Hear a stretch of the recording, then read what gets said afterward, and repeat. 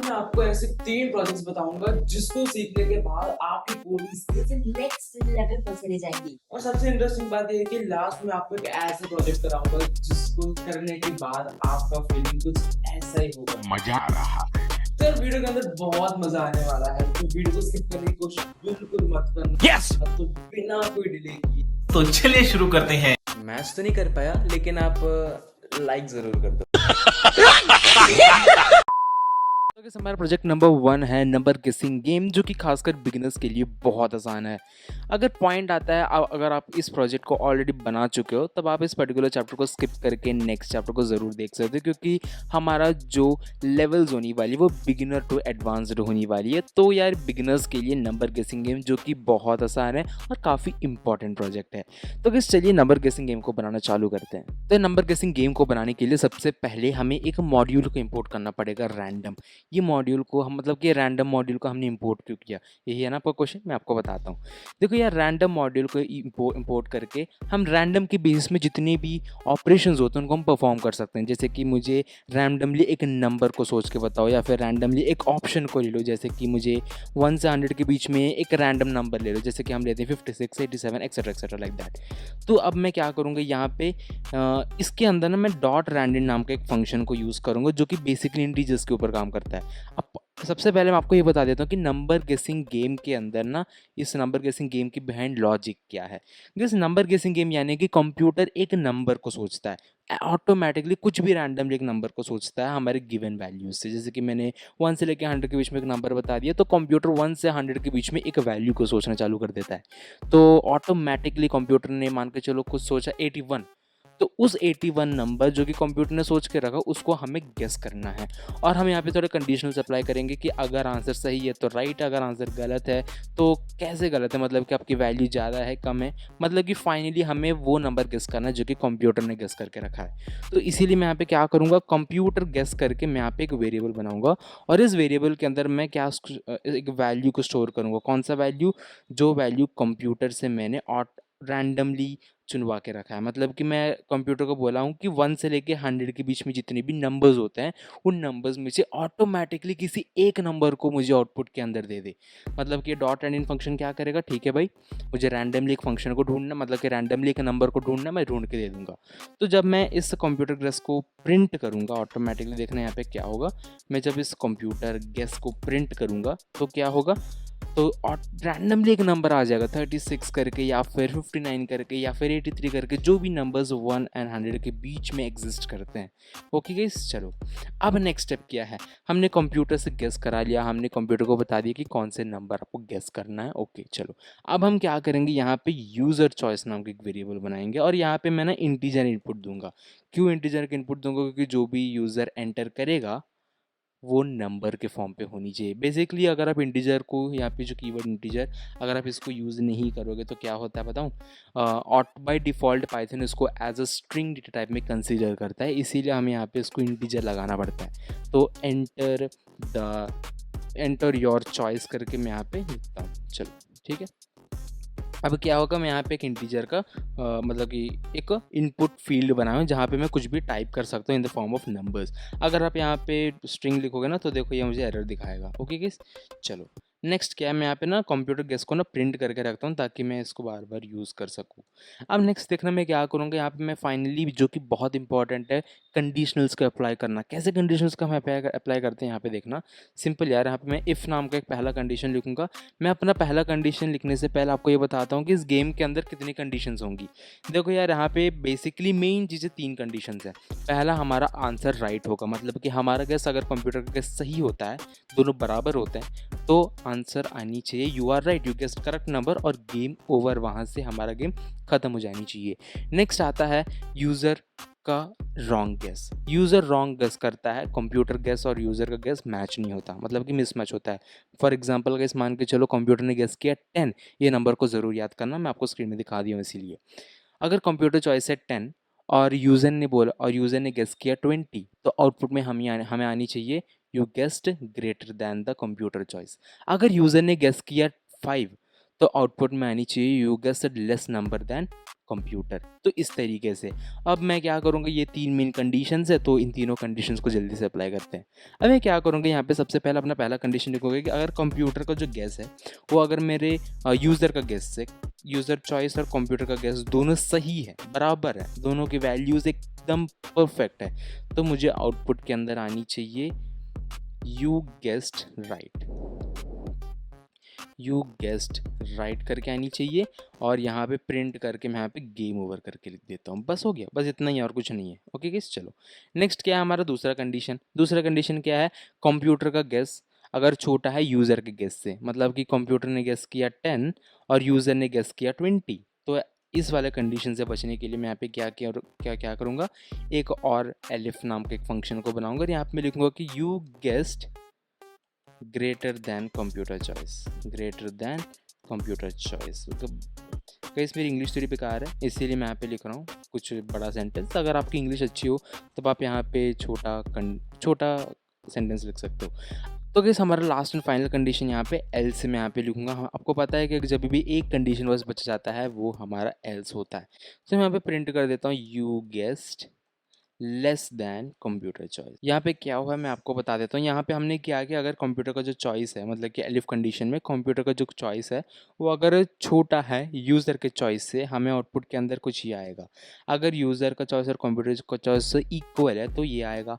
अगर यहाँ पे हमने 3 कंडीशन की बात किया था शुरू में, यहाँ पे 2 कंडीशन हमने बता दिया। फाइनल कंडीशन हमारा एल्स, वो एल्स कंडीशन है गाइस हमारा, अगर कंप्यूटर का चॉइस ज़्यादा है और यूज़र का चॉइस कंप्यूटर चॉइस से कम है तो हमें आउटपुट के अंदर कुछ ही आएगा। एक बार रन करके देखते हैं। देखो यार यहाँ पे कंप्यूटर का चॉइस है 5, अगर मैं यहाँ पे 5 लिखूंगा तो देखो you guessed right game over करके आएगा। अब मैं क्या करूँगा, यहाँ पे कंप्यूटर ने 58 सोचा, मैं यहाँ पे ना 60 लिख देता हूँ, तो देखिए बोल रहा है कि you guessed greater than computer choice. Okay, फिर इसमें इस प्रोग्राम को रन करता हूँ। यहाँ पे मैं इस बार ना 90 करके लिखता हूँ। अरे यार एक सेकेंड गाइस, मैं यहाँ पे ना इस बार 90 करके आया, तो यहाँ पे मैं 1989 करके लिखता हूँ, तो देखो ये बोल रहा है कि you guessed less than computer choice. Okay guys, चलो तो हमारा ये जो लॉजिक आप यहाँ पे देख पा रहे हो ये एकदम परफेक्टली करेक्ट है। अब हमें करना क्या है, इसको हमें लूप के अंदर चलानी है अपने यूज़र चॉइस से। क्यों? क्योंकि यार यहाँ पे मैं एक बार बस इससे खेल पा रहा हूँ, उसके बाद मैं इससे नहीं खेल पा रहा हूँ, तो इसीलिए मुझे यहाँ पे लूप को चलाना पड़ेगा। अब आपको एक क्वेश्चन आ सकता है कि अब यहाँ पे हम कौन सा लूप को चलाएंगे, फॉर लूप या फिर वाइल लूप। यहाँ पे कंफ्यूज होने की बात नहीं है, यहाँ पे हमें यूज़ करना पड़ेगा वाइल लूप को। हमें वाइल लूप को क्यों यूज़ करना है मैं आपको बताता हूँ। क्योंकि गाइस हमें ये नहीं पता कि यूज़र कितने अटेम्प्ट्स के बाद कंप्यूटर का चॉइस को गेस कर सकता है। ओके गाइस, जब भी हमें ये पता नहीं होता कि कितने बार हमें एक लूप को चलानी हो, तो उस टाइम हम यहाँ पे वाइल लूप को इस्तेमाल करते हैं पाइथन के अंदर। तो मैं जब इस प्रोग्राम को रन करूँगा, मैं जब तक सही आंसर को एंटर नहीं करूँगा तब तक ये काम चलता रहेगा। मैं 90 करके लिखूँगा, 89 करके लिखूँगा, 50 करके लिखूँगा, 40 करके लिखूँगा, 45 करके लिखूँगा, फिर 44 करके लिखूँगा, कुछ इस तरीके से। ओके गाइस, अब मैं ये चाहता हूँ कि जैसे मेरा गेम ओवर हो जाए, मतलब कि मेरा चॉइस अगर कंप्यूटर का चॉइस इक्वल हो जाए, तब यहाँ पे आनी चाहिए ब्रेक। बस हो गया, इसके अलावा और कुछ करने की बात नहीं है। मैं जैसे यहाँ पे 69 करके लिखूँगा तो देखो ये लूप बंद हो जाएगा, कुछ इस तरीके से। नेक्स्ट क्या करना है, यहाँ पे हमने अटेम्प्ट्स नाम का गाइस एक वेरिएबल बनाते हैं। ओके गाइस, मतलब कि मैंने यहाँ पे अटेम्प्ट्स इज इक्वल टू 0 कर दिया हूँ, क्योंकि आप कितने अटेम्प्ट्स के बाद कंप्यूटर का चॉइस गेस करोगे ये बताता है बेसिकली। तो सबसे पहले अगर 0 से चालू होती है अटेम्प्ट्स, नेक्स्ट क्या करेंगे, मैं यहाँ पे लिखते जाऊँगा finally attempts plus is equals to 1 and here 2। मैं यहाँ पे भी फिर से लिखता हूँ attempts plus is equal to 1। मैंने यहाँ पे वैल्यूज़ को ऐड करते चल रहा हूँ, एंड गाइस मैं यहाँ पे फाइनली प्रिंट कर दूंगा अटेम्प्ट्स। ओके गाइस, अब एक बार इसको रन करके देखते हैं। मैं यहाँ पे 80 लिखता हूँ, 70 लिखता हूँ, 40 लिखता हूँ, फिर 30 लिखता हूँ, तो देखो मैं जैसे एंटर दबाऊंगा इन 3 अटेम्प्ट्स करके आ चुका है। यहाँ पे हमने 3 अटेम्प्ट्स लगाई थी, वो 3 अटेम्प्ट्स आ चुका है। ओके, कुछ इस तरीके से हमने अपना नंबर गेसिंग गेम को बना लिया है। नेक्स्ट है गाइस हमारा प्रोजेक्ट नंबर 2, चलिए उसके तरफ पे आगे बढ़ते हैं। तो गाइस हमारा प्रोजेक्ट नंबर 2 है पासवर्ड जनरेटर, जो कि काफ़ी आसान चीज़ है कितना आसान तरीके से मैं आपको बताऊंगा, उतना आसान तरीके से आप इसको बना लोगे। तो यार सबसे पहले पासवर्ड जनरेटर को बनाने के लिए हमें क्या करना पड़ेगा, एक बार मेरे साथ सोचो। हमें पासवर्ड जनरेटर को बनाने के लिए हमें पहली बार सेट ऑफ कैरेक्टर्स की नीड है, ताकि कंप्यूटर को ये पता चलेगा कि मुझे जो पासवर्ड बनाना है मुझे इन कैरेक्टर्स के बेसिस में बनाना है। तो मैं यहाँ पे सिंपली यार कैरेक्टर्स नाम का एक वेरिएबल बना के इसके अंदर इन सारे कैरेक्टर्स को दे दूंगा जो कि मेरे पासवर्ड के अंदर यूज़ होनी चाहिए। मतलब कि मेरे पासवर्ड के अंदर स्मॉल लेटर्स यूज़ होनी चाहिए, कैपिटल लेटर्स यूज़ होनी चाहिए, LMNOPQRSTUVWXYZ। मुझे अपने पासवर्ड के अंदर ना नंबर्स को यूज़ करना है, मुझे अपने पासवर्ड के अंदर exclamatory, @ hashtag, dollar, modulus, power and star, 2 brackets को भी यूज़ करनी है। मतलब कि मैंने यहाँ पे फाइनली क्या किया, मैं अपने कैरेक्टर्स वेरिएबल के अंदर उन सारे कैरेक्टर्स को दे दिया जो कि मेरे पासवर्ड के अंदर यूज़ होनी चाहिए। चलो ठीक है, कोई दिक्कत नहीं है, यहाँ तक हम संभाल लेंगे। तो जब मैं इस कैरेक्टर्स को प्रिंट करूँगा तो क्या होगा, आपको ऑब्वियसली पता है कि यहाँ पे कैरेक्टर्स आ जाएंगी। चलो, अब मैं पासवर्ड बनाते समय इन सारे कैरेक्टर्स को तो यूज़ नहीं कर सकता ना, मुझे इनमें से रैंडमली कोई कैरेक्टर्स चाहिए। मतलब कि मुझे इस कैरेक्टर्स वेरिएबल में से कोई 10 कैरेक्टर्स चाहिए, कुछ 12 कैरेक्टर्स चाहिए। तो यहाँ पे मुझे यहाँ पे रैंडमली किसी 10 या फिर 12 कैरेक्टर्स को चाहिए। तो इसीलिए मैं यहाँ पे इंपोर्ट करता हूँ रैंडम को। ओके, और गाइस यहाँ पे हम यूज़ करने वाले हैं डॉट चॉइस फंक्शन को, जो कि स्ट्रिंग के लिए एप्लीकेबल होता है। पिछले चैप्टर के अंदर ना हमने नंबर गेसिंग गेम जब हम बना रहे थे तो उस टाइम हमने रैंडेंट को यूज़ किया था, जो कि इंटीजर के बेसिस में काम कर रहा था। अब यहाँ पे चॉइस को हम इस्तेमाल करेंगे जो कि हमारे स्ट्रिंग्स के बेसिस में काम करेगा। अब मैं यहाँ पे जब पासवर्ड नाम के इस वेरिएबल के अंदर रैंडम डॉट चॉइस करके अपना कैरेक्टर्स दे दूंगा। मतलब कि मैं यहाँ पे क्या बोल रहा हूँ, इस लाइन में क्या बोल रहा हूँ समझने की कोशिश करना। मैं क्या बोल रहा हूँ पाइथन को कि रैंडम डॉट चॉइस से कि अपने इस कैरेक्टर्स वेरिएबल के अंदर जितने भी कैरेक्टर्स हैं उनमें से मुझे रैंडमली किसी एक कैरेक्टर को देख के अपने पासवर्ड को भेज दे। और जब मैं पासवर्ड को यहाँ पे मैं आउटपुट के अंदर प्रिंट करूँगा तो आउटपुट में मुझे एटलीस्ट एक कैरेक्टर आ जाएगा। जैसे कि अभी देखो कैपिटल T आया, फिर X आया, फिर 6 आया, फिर H आया, फिर U आया। लेकिन यहाँ पे एक एक लेटर प्रिंट हो रहा है, लेकिन पासवर्ड बनाते समय एक एक लेटर को तो यूज़ नहीं कर सकता ना, मुझे एटलीस्ट 10 से 12 कैरेक्टर्स चाहिए। तो मैं यहाँ पे ना लूप को इस्तेमाल करूँगा, क्योंकि मुझे जब भी एक काम को मल्टीपल टाइम्स करनी होती है तब मैं यहाँ पे लूप को इस्तेमाल करूँगा। ये बात आपको भी पता है। अब मैं यहाँ पे क्या करूँगा, फॉर आई इन रेंज करके 10 करके लिख दूंगा। और मैं ये बताऊंगा, मतलब कि मैं आपको एग्जांपल दिखा देता हूँ सबसे पहले क्या हो रहा है। मैं जब इस फॉर लूप को रन करूंगा तो मुझे यहाँ पे देखो 0 से लेकर 9 तक वैल्यूज आ जाएंगी। मतलब कि आउटपुट में हमें यहाँ पे 10 वैल्यूज आ रही है, मतलब कि 0 1 2 3 4 5 6 7 8 9, मतलब कि 10 वैल्यूज आ गई ना कुछ इस तरीके से। ओके चलो ठीक है। अब मैं क्या करूँगा, इस फॉर लूप के अंदर अपने कैरेक्टर्स को चलाऊँगा, मतलब कि फॉर लूप को अपने कैरेक्टर्स के अंदर चलाऊँगा। अब मैं क्या करूँगा, इस प्रिंट आई को हटा के मैं यहाँ पे इस पासवर्ड को हटा के एम्प्टी कर दूंगा। मतलब कि जो भी पासवर्ड हमारा फॉर लूप जनरेट कर रहा है वो मैं अपने इस पासवर्ड नाम का एक वेरिएबल के अंदर ऐड करते जाऊंगा। चलो ठीक है, मैं क्या करूँगा, यहाँ पे पासवर्ड करके प्लस इज इक्वल्स टू लगा के यहाँ पे मैं रैंडम डॉट चॉइस करके अपना कैरेक्टर्स दे दूंगा। अब आपको एक सवाल आ सकता है कि मैं यहाँ पे प्लस इज इक्वल्स टू को यूज़ क्यों कर रहा हूँ, यही है ना, मैं आपको आगे जाके बताऊँगा, क्लियर हो जाएगा। मैं जब यार यहाँ पे पासवर्ड को प्रिंट करूँगा ना तो देखो यहाँ पे अपना पासवर्ड आ चुका है। मैं फिर से रन करूँगा तो देखो फिर से आ रहा है, फिर से रन किया तो फिर से आएगा, अरे यार आजा, हाँ फिर से रन किया फिर से आया, फिर से रन किया फिर से आया। उस तरीके से आप देख सकते हो कि कितना टफ पासवर्ड ये जनरेट कर रहा है। हैकर ना इसको दिमाग ख़राब हो जाएगा इस पासवर्ड के हैश को देख के। ओके गाइस, चलो अब हम क्या करेंगे, अब आपका सवाल को मैं यहाँ पे क्लियर करता हूँ। अगर मैं यहाँ पे प्लस को हटा के सिर्फ इज इक्वल्स टू लिख देता, मतलब कि यहाँ पे पासवर्ड वेरिएबल अपडेट हो जाता, राइट गाइस। मतलब कि जब भी हम लेटेस्ट लाइन देखता है तो वो अपडेट हो जाता है। मतलब कि यहाँ पे कुछ भी ऐसी चीज़ नहीं है जो कि हमने चेंज किया। हमने पासवर्ड नाम का एक वेरिएबल बनाया और उसमें हमने ये काम किया, हमने वही काम कर रहे हैं जो कि हमने पहले यहाँ पे इस पासवर्ड को बनाते समय किया था। इसलिए मैंने क्या किया, इस फॉर लूप के अंदर जो भी कैरेक्टर्स आ रही है एक एक करके उस कैरेक्टर्स को अपने इस पासवर्ड वेरिएबल को भेजता गया और आउटपुट में फाइनली इस पासवर्ड को मैंने प्रिंट कर दिया। तो ये काम हमने इस पासवर्ड जनरेटर के अंदर किया है। ओके गाइस, अब एक बार सोचो, इस टाइप का पासवर्ड आपने जनरेट तो कर लिया, ठीक है, कोई दिक्कत नहीं है, लेकिन इस पासवर्ड को याद करना कैसे है? हम थोड़ी ना याद कर पाएंगे कि हाँ मैंने अपनी ईमेल आईडी के अंदर ना कुछ ऐसा पासवर्ड लिखा कैपिटल @ हैशटैग, दिमाग खराब हो जाएगा। इसीलिए यार इसके लिए हम एक टेक्स्ट फाइल बनाएंगे और उस टेक्स्ट फाइल के अंदर हम अपना पासवर्ड को सेव करेंगे।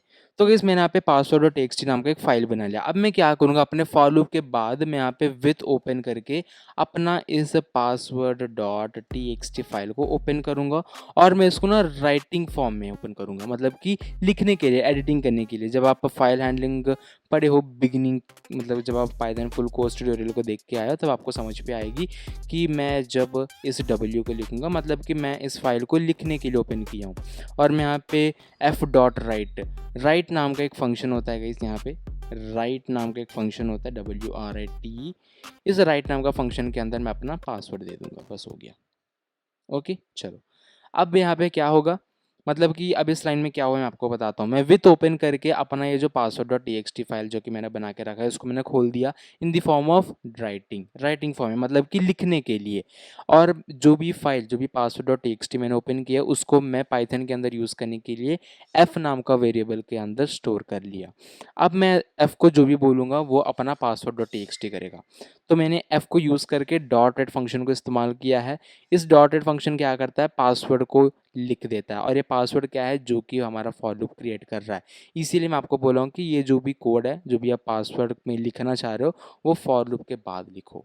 और जब मैं इस प्रोग्राम को मल्टीपल टाइम्स रन करते जाऊँगा तो उतने बार ये हमारा पासवर्ड को स्टोर करता जाएगा। कुछ इस तरीके से सब देख सकते हैं कि हमारा लेटेस्ट पासवर्ड यहाँ पे सेव हो चुका है। मैं फिर से रन करूँगा तो इसका जो लेटेस्ट है, ये जो HO वो सेव हो जाएगा, देखना इस तरीके से। ओके गाइस, तो चलो गाइस बहुत बढ़िया, हमने यहाँ पे पासवर्ड जनरेटर को भी बना लिया है। अब आगे बढ़ते हैं और देखते हैं हमारा next project number 3, final project guys. इस प्रोजेक्ट के अंदर हम एक चैटबॉट को बनाने वाला है, मिनी चैटबॉट को बनाएंगे। ओके चलो, तो इस चैटबॉट को बनाने के लिए हमें सबसे पहले डेटा देना पड़ेगा, तो चलो उसको दे देते हैं। गाइस मैं आपको रिकमेंड करता हूँ कि डेटा को एक डिक्शनरी के फॉर्म में दो, क्योंकि डिक्शनरी ना की वैल्यू पेयर्स को होल्ड करके रखता है। ओके गाइस, जैसे मैं यहाँ पे हाई करके बोलूँगा तो मुझे कंप्यूटर बोलेगा हाई देयर करके, ये हमसे बोलेगा। या फिर सबसे पहले ना नेम नाम का एक वेरिएबल बना के इनपुट फंक्शन दे दो। क्यों, सबसे पहले हमारा कोड रन होगा और ये हमसे अपना नाम पूछेगा। ओके गाइस, और जब भी हमसे नाम पूछेगा अपना नाम के साथ ही हमसे बात करेगा, मतलब कि सबसे जब मैं इस प्रोग्राम को रन करूँगा ये मेरे से नाम पूछेगा, मैं अपना नाम दे दूँगा श्रीहन करके। और जो भी मैं इसको हाई बोलूँगा तो ये मुझे हाई दे श्रीहन करके बोलेगा, इसीलिए। ओके चलो, नेक्स्ट मैं यहाँ पे हाउ आर यू करके पूछूंगा। मैं जब हाउ आर यू करके मैं अपने चैटबॉट से पूछूंगा तो ये बताएगा I am good Shrihan, I am good Shrihan, या फिर name, I am good name करके जो भी नाम आप दोगे वो ये बताएगा। उसके बाद बाय करके लिख देता हूँ और एब्स्ट्रिंग लगा के मैं बोलता हूँ कि bye name, we will meet later. बस हो गया, काम खत्म। हमने भाई यहाँ पे छोटा सा, मतलब कि थोड़ा बहुत डेटा हमने दे दिया। अब मैं क्या करूँगा, यहाँ पे क्वेश्चन नाम का एक वेरिएबल बनाऊंगा। इस क्वेश्चन के अंदर गाइस आप जो भी पूछोगे वो यहाँ पे आएगा। Enter your question, enter your question. चलो हाँ, मतलब कि मैं यहाँ पे क्वेश्चन लिखूंगा कि अगर मैं हाई बोल दिया तो हमें आउटपुट के अंदर ये आनी चाहिए। हाउ आर यू करके लिखूंगा अपने क्वेश्चन के अंदर तो आई एम गुड करके आनी चाहिए। मतलब कि यहाँ पे 2 इनपुट्स काम करेंगे, तो एंटर योर क्वेश्चन और ये लूप खत्म। ओके गाइस, चलो नेक्स्ट स्टेप क्या है, नेक्स्ट है हमारा कंडीशनल्स। क्या है ये कंडीशनल्स, हम कंडीशनल्स के अंदर ये बताएंगे कि अगर मेरे क्वेश्चन के अंदर ये हाई या फिर हाउ आर यू और बाय नाम का वर्ड्स हैं, एग्जिस्ट करते हैं, तो उसके पेयर्स को हमें आउटपुट के अंदर दे दो। ओके गाइस, मतलब कि मैं यहाँ पे क्या करूँगा, इफ करके अपना पहला कंडीशन के अंदर बताऊंगा कि if question in data. Okay guys, मतलब कि अगर मेरा क्वेश्चन इस डेटा के अंदर है। ओके गाइस, अगर मेरे ये जो क्वेश्चन वो हमारे डेटा के अंदर है, मैं यहाँ पे ना डॉट लोअर करके लिख देता हूँ ताकि इस क्वेश्चन के अंदर मैं जो भी लिखूंगा ना वो स्मॉल लेटर्स के अंदर आएगा। Sorry for breaking the flow. अब मैंने इस कंडीशन के अंदर ये बोला कि अगर मेरे क्वेश्चन के अंदर कुछ भी डेटा से मैच करती हुई वर्ड्स है तो प्रिंट कर दो उस डेटा का वैल्यू को। मतलब कि अगर मैं क्वेश्चन के अंदर हाई बोला, मतलब कि जो क्वेश्चन है वो मेरा हाई है। ओके, और मैंने बोला कि डेटा के अंदर जिस वैल्यू में हाई है जिस वैल्यू में हाई है उसको मुझे प्रिंट करके दे दो।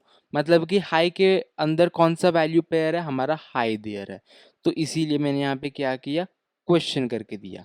इसीलिए मैंने यहाँ पे क्या दिया, क्वेश्चन करके दिया। मैं यहाँ पे क्वेश्चन करके लिखूंगा एंड सिंपली क्वेश्चन करके यहाँ पे लिख दूंगा। ओके, नेक्स्ट क्या करूँगा, अगर कुछ भी मैच नहीं कर रहा है, मतलब कि अगर उसको डेटा नहीं मिल रहा है, तो एल्स करके मैं भी बोल दूंगा आई डिडंट गेट दैट। अभी आपको कंफ्यूजन लग सकता है, लेकिन ये बात आपको क्लियरली हो जाएगा। मैं यहाँ पे अपना नाम लिखता हूँ पहले श्रीहन करके, और अपना क्वेश्चन है हाई, तो देखो हाई दे श्रीहन करके बोला। ओके, अब मैं क्या करूँगा, ये जब भी मैं इससे एक बार बात कर रहा हूँ ये ख़त्म कर रहा है, मतलब कि एक बार मैं इसे चैट कर रहा हूँ, मुझे ये नहीं चाहिए यार, मुझे ना इससे बार बार बात करना है। तो इसीलिए मैं यहाँ पे क्या करूँगा, वाइल लूप का इस्तेमाल करूँगा, क्योंकि मुझे भी नहीं पता कि मैं इस चैटबॉट से कितने बार बात करूँगा। ओके गाइस, तो मैं अपना नाम लिख देता हूँ पहले और हाई करके बोलता हूँ। तो इस तरीके से हम यहाँ पे इसको बना सकते हैं। ओके गाइस, अगर आप जितना ज़्यादा डेटा दे सकते हो उतना डेटा आप यहाँ पे दे दो। सिंपली यार चैट जीपीटी के पास जाओ, इस पर्टिकुलर फॉर्मेट को उसको दे दो और बोलो कि मुझे इस तरीके से हज़ारों लाइंस चाहिए, और उस कीवर्ड्स को मैच करके ना आप आउटपुट में यहाँ पे देख सकते हो। तो यार इस तरीके से हम यहाँ पे एक रूल बेस्ड चैटबॉट को बनाते हैं। ओके गाइस, आगे बढ़ते हैं और एंडिंग देख लेते हैं। भाई अगर आप लाइक और सब्सक्राइब किए बिना निकल गए ना तो खत्म, bye bye, tata, good bye, गया।